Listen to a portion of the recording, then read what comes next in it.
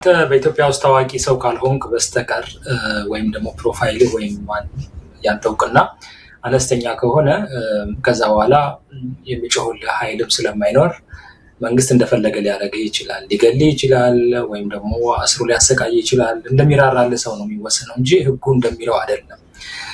ለምሳሌ አሁን የነገነት አራኪን ጉዳይ በምታይበት ጊዜ የት እንደገቡ አይታወቅም። ህገ መንግስቱ አንድ ሰው ከታፈነ ከተያዘ በ48 ሰዓት ውስጥ ለፍርድ መቅረብ አለበት ይላል። እነሱ ደግሞ የህገ መንግስቱ ጠበቃንን አስጠባቂዎች ነን ይላሉ። ነገር ግን እነዚህ ሰዎች ላለፉት አንድ አመት ከምናምን የት ቦታ እንደሚገቡ አይታወቅም። ቢያንስ እኮ በህይወትም ከሌሉ ቤተሰቦቻቸው እንዲያርፉ በህይወት የሉም ተገለዋል ወይም የሉም ብሎ መናገር አንድ ነገር ነው። ታስረውም ከሆነ ለፍርድ ቤት አቅርቦ ቤተሰብ እንዲጠይቃቸው ማድረግ ነው። ነገር ግን ብልጽግና እንደዛ ያደርግ በጣም ጨካኝ የሆነ መንግስት መሆኑ እኮ በዚህ ነው የምታየው። ታዋቂ ከሆንክ ግን ይጮህልሃል። አሁን ለሚሊዮን በጣም ስለተጮኸለት ፍርድ ቤት እንኳን ሳያቀርቡት አምጥተው አስረከቡት፣ ለቤተሰብ ሰጡ። ማን ያሰረው አይታወቅም። የአብይ አንድ ባህሪ ምንድነው? መንግስት እየመራ በመንግስት ላይ መንግስት መመስረት ይፈልጋል። በጣም የሚገርመኝ አይነት እንትን ያለው መንግስታዊ ስርዓቱን ባይፓስ አድርጎ ወደ ጎን አትቶ ሌላ መንግስት ይመሰርታል። ለምሳሌ የኢኮኖሚ ግንባታውን እኮ በምታይበት ጊዜ እንደዛ ነው። ጀነራል ኦዲተር ምናምን ማይቆጣጠረው የፋይናንስ ተቋም አለው። እሱ ራሱ ብቻ የሚመራው የሚያወጣበት ገንዘብ የሚያስገባበት ራሱን ችሎ የመንግስት ተቋም ማለት መንግስት ሳይሆን በአብይ አህመድ መዋቅር ስር ያለ እሱ ብቻ የሚመራው ከመንግስት እውቅና ውጭ ሚኒስትሪ ኦፍ ፋይናንስ የገንዘብ ሚኒስቴር የማያውቀውም ጀነራል ኦዲተር የማይመረምረው ተቋም አለው። ይሄ አሁን ቤተ መንግስቱ የሚገነባበት ብትል የአዲስ አበባ ላይ ምናምን የሚያደርጉት ምናምን ብትል በዚህ ተቋም ውስጥ ነው ያለው። ያኔ ጀነራል ኦዲተሯ በግልጽ ተናግራለች፣ አንቆጣጠረውም ነው ያሉት። ከመንግስት ውጭ የሆኑ ነገሮችን ይሰራል። አሁንም የፌዴራል መንግስት እነዚህ ጉዳዮች እኔን አይመለከቱኝም እያለ ነው። ስለታፈኑ ሰዎች አላውቅም፣ ስለ ቴዲ አፍሮ በቴዲ አፍሮ ላይ ስለተፈጸመው ነገር አላውቅም፣ የቴዲ አፍሮ የስራ ባልደረቦች ስለመያዛቸው አላውቅም ብሏል። ተመልከት፣ አንድ የመንግስት ተቋም ያውም የፌዴራል ፖሊስ ተመልከት፣ በሀገሪቱ ውስጥ ትልቅ ወንጀል ይከላከላል ተብሎ የሚጠበቀው ተቋም አላውቅም ማለት። ስለዚህ ሌላ የሚያፍን ኃይል አለ ማለት ነው። ያ ኃይል ደግሞ ሞስት ፕሮባብሊ ልክ እንደ ገንዘቡ ሁሉ አብይ አህመድ ብቻውን የሚመራው የደን ተቋም አለ ማለት ነው። እነዚህ የደን ተቋማት ናቸው ከህግ በላይ ሆነው ሰውን እያፈኑ እንደልባቸው የሚያደርጉት ማለት ነው። የፌዴራል ፖሊስ ሰውን ከያዘ በ48 ሰዓት ውስጥ ፍርድ ቤት ማቅረብ ግዴታ አለበት። ያለዛ ይጠየቃል በህጉ።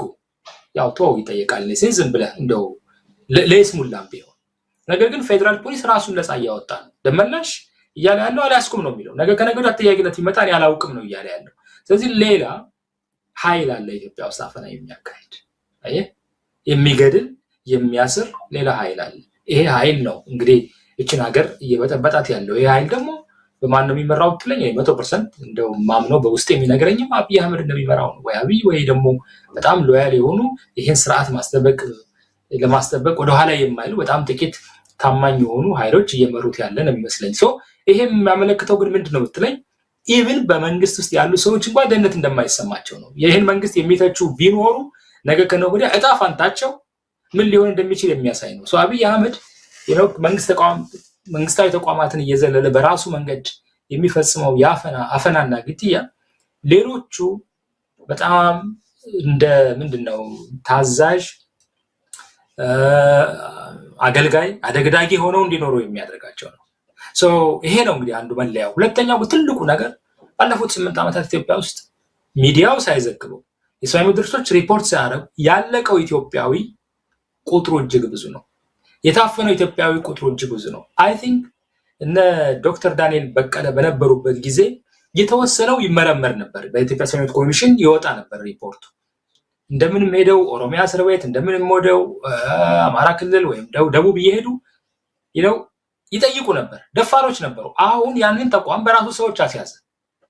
ጀግኖቹ የሰብአዊ መብት ተቋም ተከራካሪዎቹ ለቀቁ ያን ተቋም። የሚጮህ የለም። አሁን ሚዲያው እንደምታዩት አፍኗል። መጮህ አይችልም። ያለው ሚዲያ በሙሉ አደግዳጊ ነው፣ አድርባይ ነው። ያለው ሚዲያ በሙሉ አብይ ባይ ነው። ያለው ሚዲያ በሙሉ ሰርቫይቭ የሚያደርገው በአብይ ሁንታ ነው። ገንዘብ የሚሰጠው ከአብይ ነው። መረጃ የሚሰጠው ከአብይ ነው። ስለዚህ አሁን ይሄ ነፃ ሚዲያ ምናምን በዛም የሚነግዱት ሰዎች በሙሉ የአብይ ስርዓት አገልጋዮች ናቸው። የእሱን ስርዓት ለማቆም ነው ሌት ተቀን የሚሰሩት እንጂ የህዝብን ችግር የህዝብን አቤቱታ የአጠቃላይ ነው ከህግ ውጭ የሚሰሩትን ስራዎች የማጋለጥ ፓወሩም የላቸው። ያ ቢያደርጉ በአንድ ቀን ነው የሚመጡት።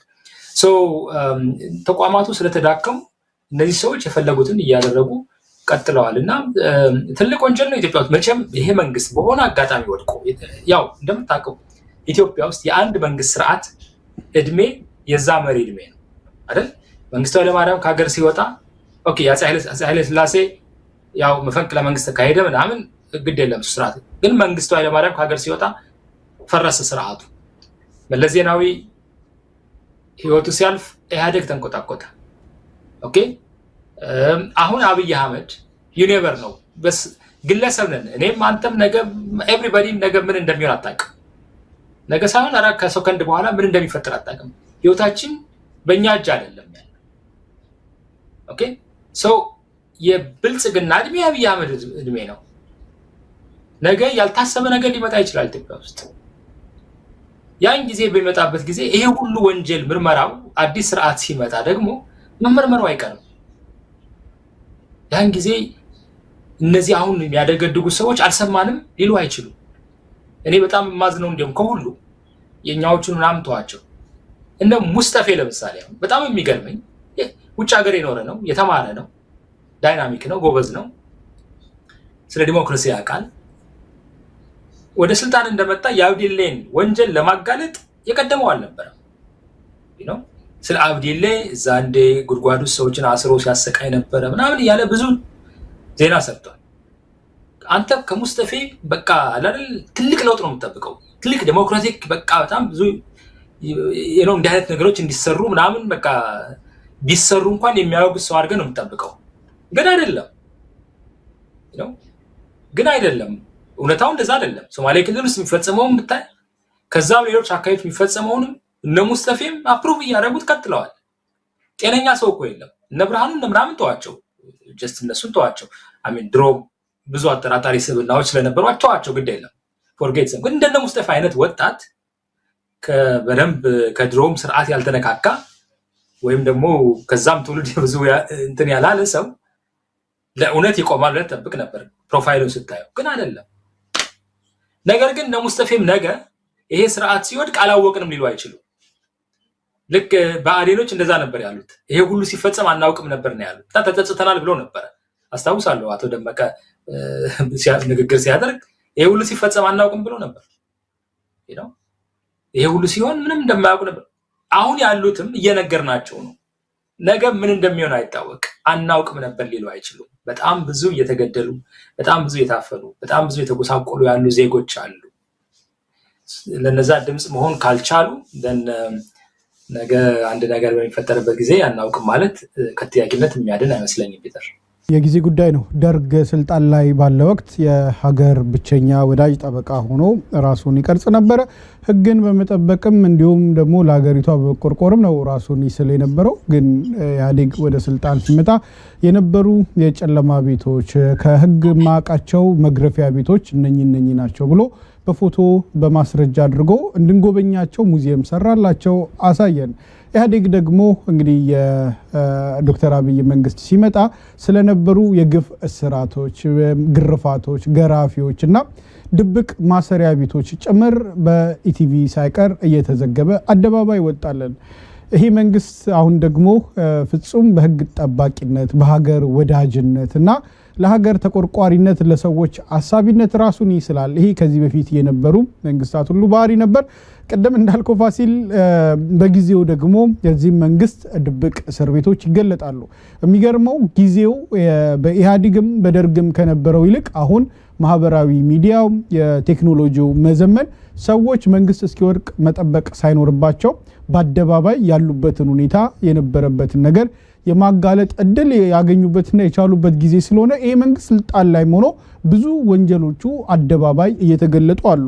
ሆኖም ግን እንዳልከው መንግስት ደግሞ በሚቀየርበት ጊዜ ሁሉም ኃላፊ ነውና ያኔ ብዙ ነገሮች ደግሞ አደባባይ ይወጣሉ። ያኔ ምን ነው ዝም ባላልኩ ብሎ ከመቆጨት አሁን በሚወጡ መረጃዎች ላይ ተመስርቶ ድምፅን ማሰማት የተሻለ ነው ብዬ አስባለሁ። እኔ ለተጨቆኑና ለተበደሉ በግፍ ለተሰወሩ ሰዎች ድምፅ ሆኜ ብሳሳትን እመርጣለሁ። ዝምታን መርጬ ወይም በዝምታ ውስጥ የዚህ ግፍና ጭቆና ተባባሪ ከምሆን ይህንን ሁልጊዜም ሌላም ሰው ቢያስታውሰው ደስ የሚለኝ እውነት ነው።